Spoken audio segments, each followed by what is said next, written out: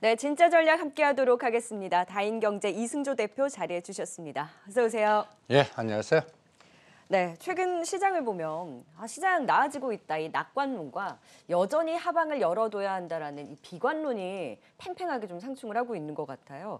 하지만 우리는 지수 볼 필요 없다. 그 이면에서의 기회를 찾자라고 계속 그 시각을 말씀해 주셨잖아요. 오늘도 좀 이런 얘기 좀 더 자세하게 해볼까요?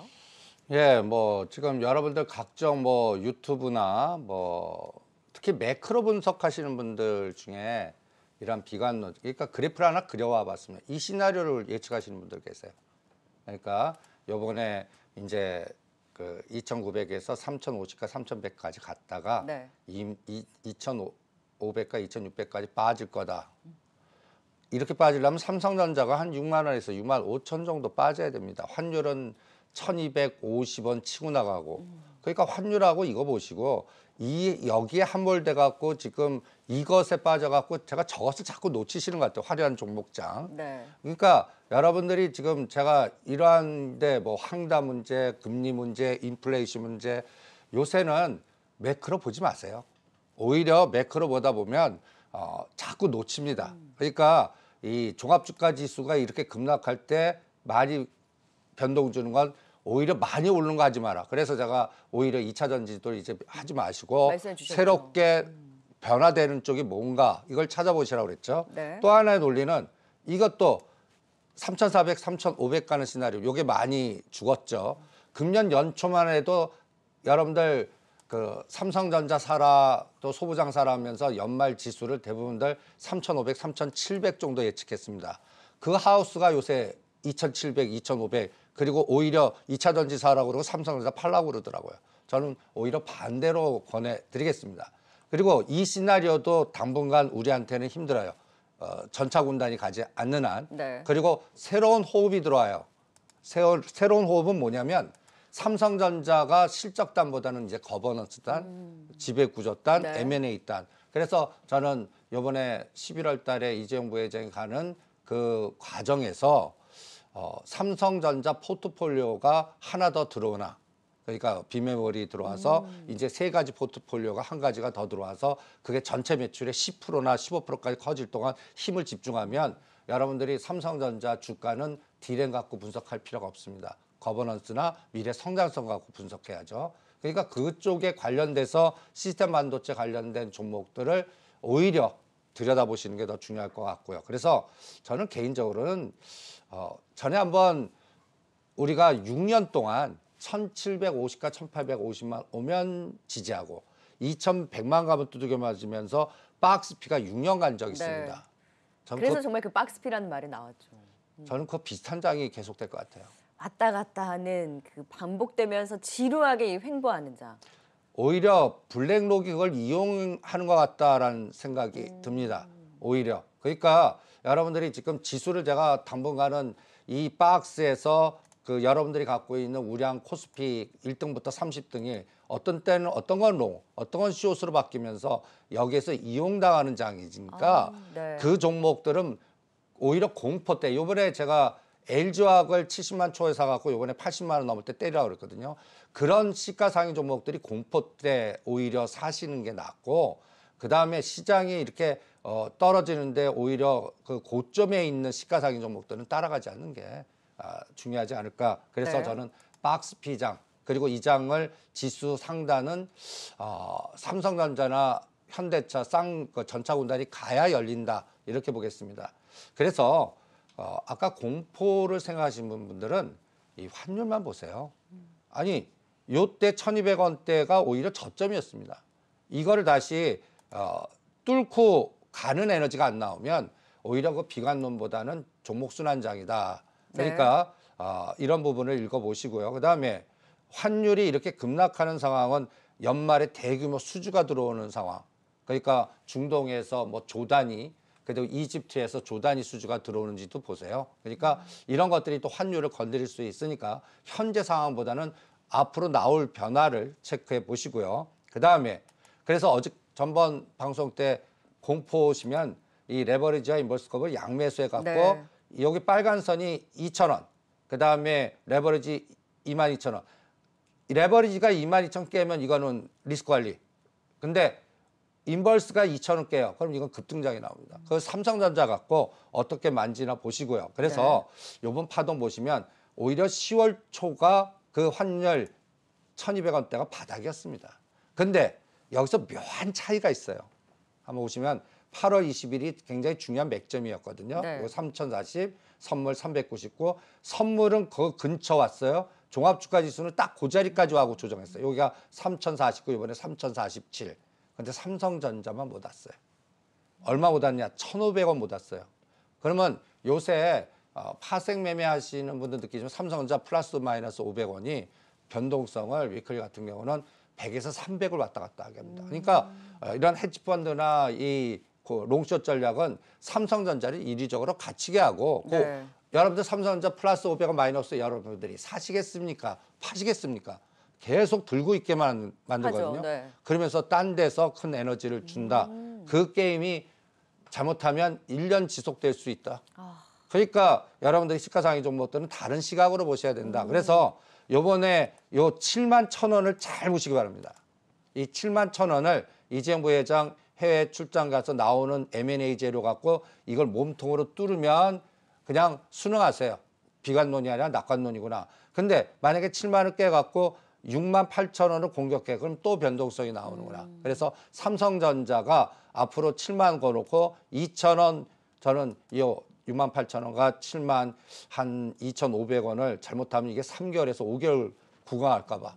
요것만 아니면 뭔가 순환이 나온다. 이것도 체크해 보시고. 그래서 12월물이 이제 12월 만기 때까지 네. 이 메이저들이 어떻게 합성하나 중요하거든요. 그래서 요번에 379에서 398까지 한 19포인트 올려놨습니다. 요 상승 진폭을 일로 놓고요. 한번 이렇게 구조화시켜 보시기 바랍니다. 그래서 이게 어저께 변동성입니다. 395, 393. 오늘 393을 지지하면 삼성전자 땡기는구나라고 보시고요. 그러면 인텔 무시하셔도 되고, 그 다음에 393을 붕괴하면 390까지 죽였다가나, 이거면 요거에 따라. 그러니까 어저께 잠시 그 삼성전자 플러스 마이너스 500원에 이 진폭 보세요. 395짜리가 굉장히- 0.39가 3배, 오. 4배. 그다가 휴지. 그 다음에 395에서 393까지 죽이면서 0.4가 2.5. 이런 게임을. 그러니까 이거 어렵지 않아요. 4,000원짜리 25,000원 만들어버린 거예요. 이런 변동성을 갖고 삼성전자 500원 갖고 뒤에서 롱숏만. 그러니까 오죽하면 제 싱가포르 아는 지인분이 니네들 시장은 내 ATM기다. 이렇게 비양비양거리는. 마음대로 할 수 있다고 그러니까 얼마나 기분이 안 좋은데요. 근데 그 라인들이 블랙록 그래 ETF 갖고 롱숏을 기회로 돌리니까 이거를 우리 연기금이나 금융투자가 못 막아내는 거예요. 그러니까 이게 문제고 거기에 우리는 당하는 거다라고 생각을 합니다. 그래서 이번 연말 기대는 현대차 그룹 ETF 제가 계속 수수 ETF 앞으로 만들 거기에 한 축을 기대하고 있고요. 네. 이번에 이재용 부회장이 갔을 때 이게 대선 프로젝트하고 같이 연결된 시나리오가 대북 프로젝트하고 같이 연결돼서 생각지도 않았던 이벤트 드라이브니 계속 나오나 그것만 측정하시면 생각하지도 않았던 환율의 움직임을 보실 거고 요게 11월, 12월에 네. 가장 중요한 포인트가 아닌가 이렇게 진단을 해드리겠습니다. 결국에는 그러면 갇혀있고 막혀있는 장에서 계속 순환이 도는 그 롱숏 전략에 대한 박자를 계속 맞춰야 되는 거잖아요. 그러니까 그건 못 맞추십니다. 옵션 매매하지 않으나. 그러면 시가상위 종목도 갖고 계신 분들은 어쩌면 그냥 팔지도 못하고 들지도 못하고 또 샀어요. 네. 수익률이 10에서 15에서 6개월이 갇혀버리는 거예요. 그러니까 시가상위 종목들이 예를 들어서 삼성전자를 사셨는데 1년 수익률이 10%입니다. 그러면 실제 매매는 5% 먹기가 힘들다는 얘기거든요. 그러한 에너지가 나오는 장도 생각을 해보란 얘기죠. 네. 그래서 노상 이런 그림을 머릿속에 두십시오. 시가상위는 어느 쪽이 숏이 걸었고 어느 쪽이 빨간색 롱이 걸었냐. 그러면 이러한 전략에서는 저는 시가상위 종목들은 5% 7% 뛰게 이 숏 건 것들이 하다 왔을 때 사서 롱 온 건 팔고 오히려 반대로 하셔야 됩니다. 그래서 어저께 걸린 게 두산중공업, 네이버, 하이브, 크래프톤 이런 종목들은 롱에 걸렸습니다. 네. 여기서 이런 것들 중에 이제 컨텐츠나 그 메타버스나 이런 것들 게임주나 이런 것도 따라가지 마세요. 또 걸려요. 오히려 어저께 슛에 걸린 것들 보시면 화장품, 자동차 이런 쪽이 걸렸거든요. 여기에서 하단을 찾으시는 게 오히려 5% 7% 뛰기는 나실 겁니다. 그리고 실제 게임은 엉뚱한 데서 나오는 거예요. 계속. 그러니까 우리 보고 자꾸 이것을 보게 하고 공포를 만드는데 실제는 저것을 보고 만들고, 그리고 전체 이런 시가상위 종목들이 배가 마치 이런 상상이 됩니다. 그냥 진흙바닥에 배가 그냥 박혀 있는 거예요. 물이 들어와야 떠요. 그러니까 이 유동성, 이 거래대금 보세요. 10조, 12조에서 무슨 시가상위 종목들이 배가 뜨겠습니까? 이게 15조가 넘을 때, 네. 그때 이제 배가 뜨고 방향을 준다. 그럼 이때까지는 어떻게 해야 되냐? 계속 롱숏만 나올 것 같다. 네. 그리고 오히려 코스닥 거래대금이 코스피보다 나아요. 그러니까 여기서 이제 종목장이 나오는 거예요. 그렇죠. 중소형주의 종목장이 나오고, 거기도 가만 보시면 알파펀드 ETF 관련된 종목들만 나오니까 요거는 좀 선수들용이에요. 일반 투자자들이 잘 하기가 힘드니까 네. 요것도 체크를 한번 해보시죠.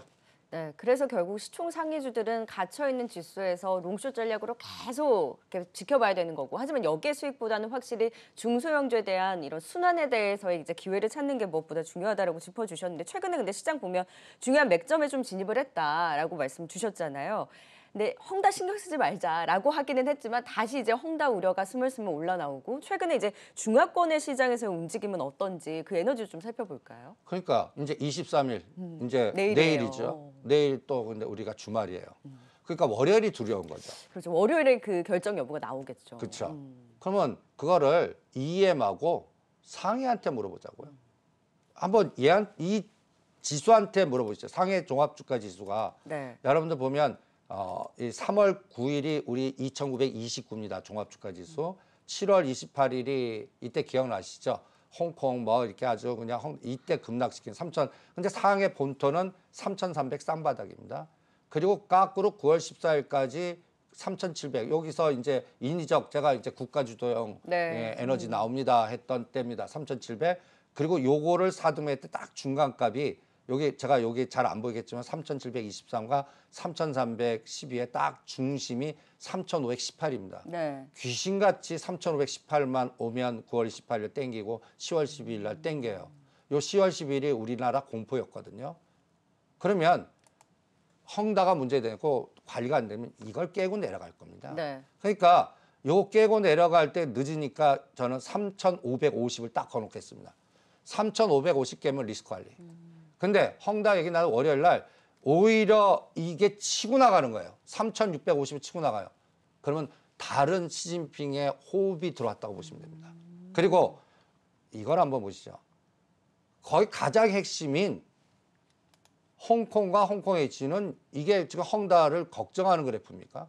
그러면 이제 얘가 급락을 해야겠죠. 그래야만 이제 문제가 되겠죠. 근데 보시면 위에나가 이렇게 강세로 가요. 헝다 문제 뭐 그러면 이게 위에나가 약세로 가야 돼도 그러는 게 정상인데 네. 오히려 강세로 갑니다. 그러면 우리는 중국 따라가요. 위에나 강세, 원화 강세. 그러니까 홍콩 H를 들여다보시고 홍콩을 보시고 상해 증시 보시면서 저는 그 시진핑 정부나 이런 쪽이 그쪽이 문제된 거를 다른 데서 푼다고 봅니다. 그러니까 자꾸 이렇게 비관론으로 보면 그 이거를 자꾸 확대 해석하거든요. 네. 근데 정책은 이것 때문에 저것을 건드리니까 예를 들어서 또 인플레이션 얘기해요. 뭐 저는 그거 바이든 정부가 지금 연말 쇼핑 시즌인데 군대 풀어갖고 저 노조에서 이제 물류 정상화 시켜버릴 겁니다. 그러면 유통이 풀리고 정상화되면 인플레이션 이런 부분들도 해소가 될 수 있죠. 현재보다는 자꾸 어떻게 변화될 건가 이거를 들여다보시는 게 나을 것 같거든요. 네. 그리고 필라델피아 반도체 지수도 보시기 바랍니다. 이것도 지금 우상향이 나스닥이 지금 14,200에서 지금 올라가듯이 네. 다른 모양을 보여주고 있거든요. 그러니까 시장은 뭐라 그럴까요? 요새 이제 제가 매크로 분석하시는 분들이 저도 이렇게 후배들이 매크로 이렇게 보면 그래서 제가 항상 그래요. 그래서 어쩌라고? 그래서 어쩌면 되는데 꼭 해답은 안 줘요. 네. 그냥 공포만 조성시키는 이것도 들여다보십시오. 저것도 들여다보십시오. 이런 얘기들만 듭니다. 그러면 우리 실전 투자자한테는 하등의 도움이 안 돼요. 그러니까요. 예.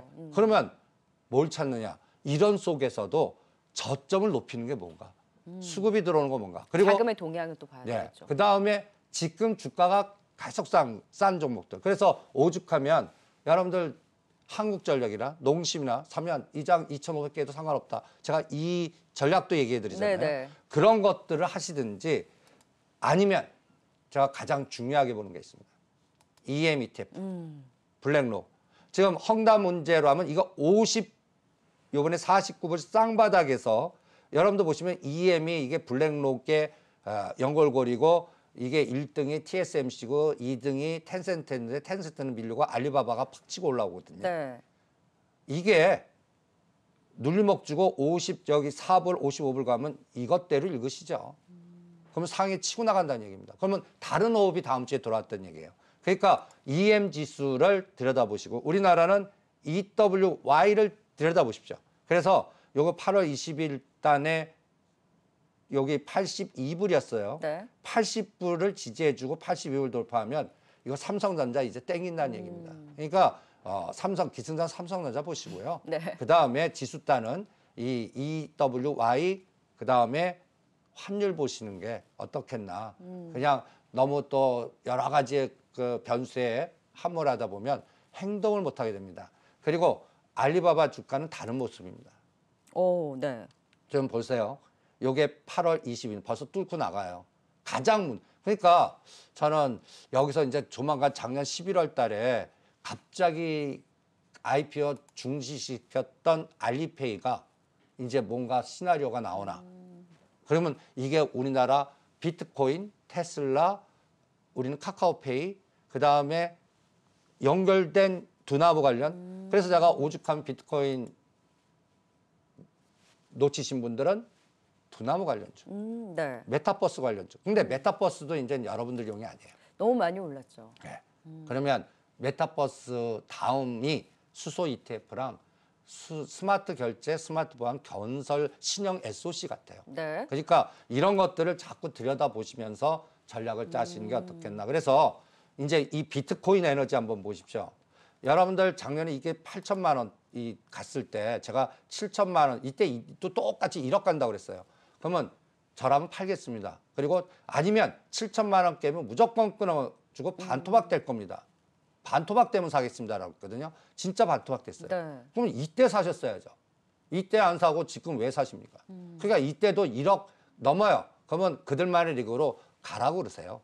그리고 여러분들 쌓으려면 이제 또 비트코인이 뭐니 하지 마시고요. 네. 그리고 요새 또 7천만 원 거시고 이것 깨면 똑같이 또 다릅니다. 그러면 두나무나 결제 관련주는 이 비트코인이나 테슬라가 꺾이면 안 돼요. 그러니까 요거를 같이 연계해서 보시고 그다음에 테슬라 모양 보세요. 다른 모양이죠. 근데 제가 900불, 직전 고점 900불을 가까이 와요. 테슬라는 보유자형이고 저는 이거 이제 안 하겠습니다. 이것도 왜 530, 600대 안 하셨어요? 이거를 들여다보시라고. 이때는 팔라고 그러고 이제 사십시오? 하지 마십시오. 네. 이제는 이거 여기서 사게 하려면 이건 1000슬라, 1500슬라 간다고 떠들어야 되니까. 이거는 오히려 이 테슬라 에너지 때 저는 우리나라 시스템 반도체 사겠습니다. 오히려 테슬라, M&A, 그다음에 비메모리 반도체, 밸류체인, 요번에 M&A가 뭔가 있을 때, 그러니까 텍사스 공장에 뭔가 20조 투자할 때 그것만이 아닌 플러스 알파가 나오나 그때 DBI텍이니 SNS텍이니 그동안 작년도에 소부장해갖고 주도해갖고 네. 막 얘기했던 거를 이제 10개월 만에 한번 해보시죠. 그때까지 하지 마세요. 이제 그런 것들을 네. 조절하시는 게 어떻겠나. 이렇게 전략을. 그래서 지수 보지 마라. 에너지가 살아있는 쪽에 지금 너무 급등한 건 선수형이니까 앞으로 갈 것들. 네. 이런 걸 찾아보면 지금 할 게 많습니다.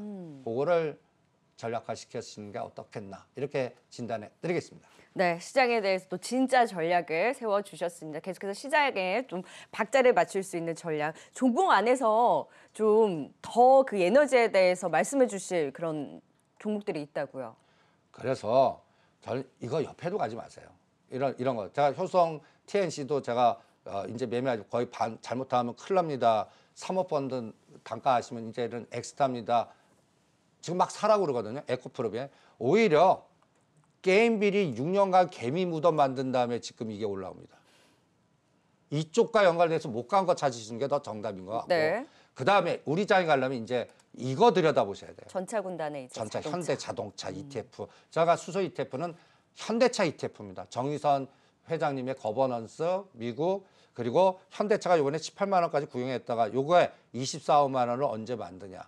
이게 자동차 연결고리를 보지 마시고요. 밸류체인.